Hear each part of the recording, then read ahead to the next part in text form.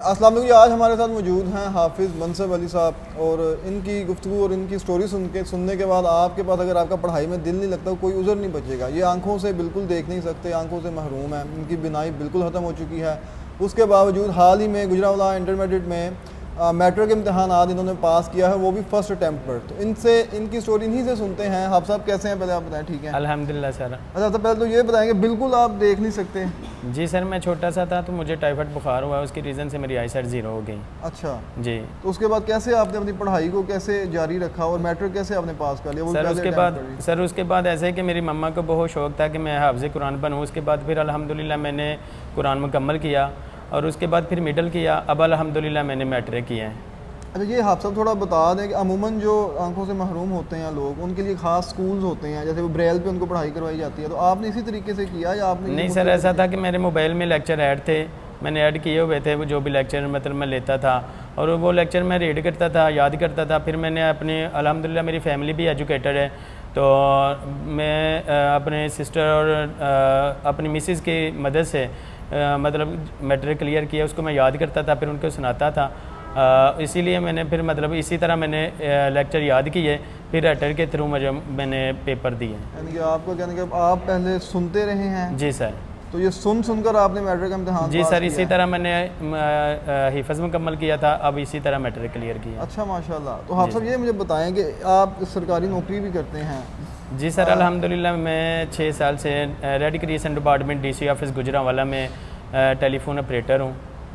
अच्छा, यानी कि आप नौकरी भी कर रहे हैं, आप आंखों से भी महरूम है, उसके बावजूद आपने फर्स्ट अटैम्प्ट पर मैट्रिक इम्तिहान पास किया? जी सर अल्हम्दुलिल्लाह। और इसके आगे भी आपका कोई जज्बा है मज़ीद? जी सर अल्हम्दुलिल्लाह, अब मैं FA क्लियर करूँगा।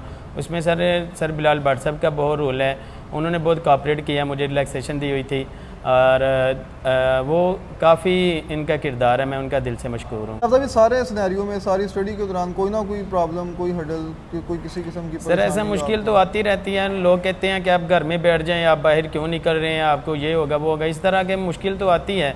लोग बातें भी करते हैं। अल्हम्दुलिल्लाह मैंने अपनी लाइफ में मुश्किल नहीं समझा, मैंने अपनी लाइफ को चैलेंज समझ के बाहर निकला और अल्हम्दुलिल्लाह मैं समझता हूँ मैं कामयाब हूँ और मुझे बहुत खुशी है कि मैं अब आपके साथ बैठा हूँ। अच्छा आप साहब, आपको पता है कि इस दफ़ा तकरीबन 50,000 जो तालिब इल्म है ना वो फेल हुए हैं। जी सर।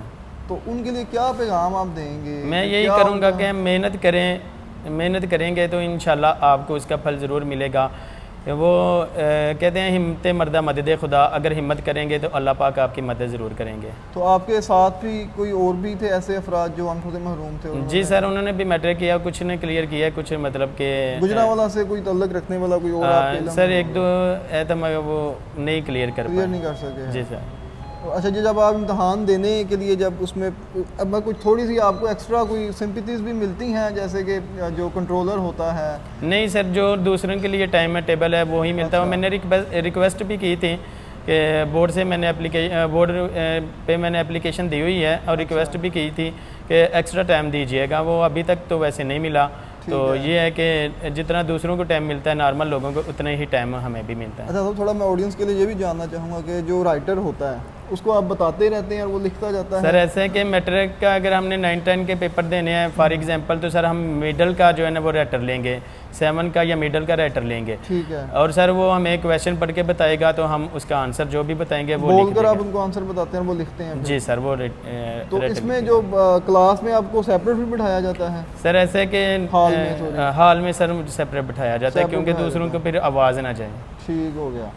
टाइमिंग वही होती है लेकिन सेपरेट आपको अकेले फिर बिठाया जाता है? सर नहीं, सबसे अलग तो नहीं बिठाया जाता, उनमें से थोड़ा सा मतलब कि वाया होता है। अच्छा तो आपकी आवाज़ सुन के कुछ और स्टूडेंट भी ना पास हो गए? अच्छा, तो इसके बाद मैं आगे का क्या आपका प्रोग्राम है? सर आगे मैं इंशाल्लाह FA क्लियर करूँगा। अच्छा, इंशाल्लाह उसकी तैयारी मुकम्मल है? आप मतलब मुकम्मल तैयारी? इंशाल्लाह करूँगा सर, तैयारी करूँगा इंशाल्लाह। और इस नौकरी भी जारी रहेगी आपकी? इंशाल्लाह सर। और कहाँ तक आप पढ़ना चाहते हैं? और मतलब नौकरी आप कर रहे हैं, इसके साथ साथ पढ़ाई का क्या मकसद क्या है? मकसद यही है कि सर मेरी जो अल्हम्दुलिल्लाह मेरे फ्रेंड्स और मेरी फैमिली एजुकेटेड है और जो मेरे फ्रेंड है वो अच्छी पोस्ट पे जॉब करते हैं, तो मेरे भी यही ख्वाहिश थी कि मैं तालीम हासिल करूं और अच्छी पोस्ट पे जॉब करूं। इसमें आप कौन सी पोस्ट आपके जहन में है कि आप कहाँ पे किस इदारे में जाना? अभी तो सर ये है कि मैं टेलीफोन ऑपरेटर ही मेरे माइंड में है और मुझे इंशाल्लाह जब मैं आला तालीम हासिल करूँगा फिर BPS भी बढ़ जाएगा इंशाल्लाह। चलें जी, हमारी दुआएं हाफ़िज़ मनसब अली साहब के साथ। गुजरांवाला का एक नौजवान है, आंखों से महरूम है, उसके बावजूद किसी किस्म का कोई उज़र नहीं था, कोई भी उज़र इनको अपनी पढ़ाई से नहीं रोक सका। उसके बावजूद पहली अटैम्प्ट में इन्होंने अपने मैट्रिक एग्ज़ाम क्लियर किए हैं और अच्छे नंबरों से पास भी हो गए हैं। तो आइंदा के लिए भी हम दुआ गो हैं और गुजरांवाला की सारी आवाम सर आपके लिए दुआ गो है और थैंक यू आपके सर। जज्बे को सलाम भी करती है। अगली किसी वीडियो में मुलाकात होगी, अपना ख्याल रखिएगा। अल्लाह हाफ़िज़ जी थैंक यू सर।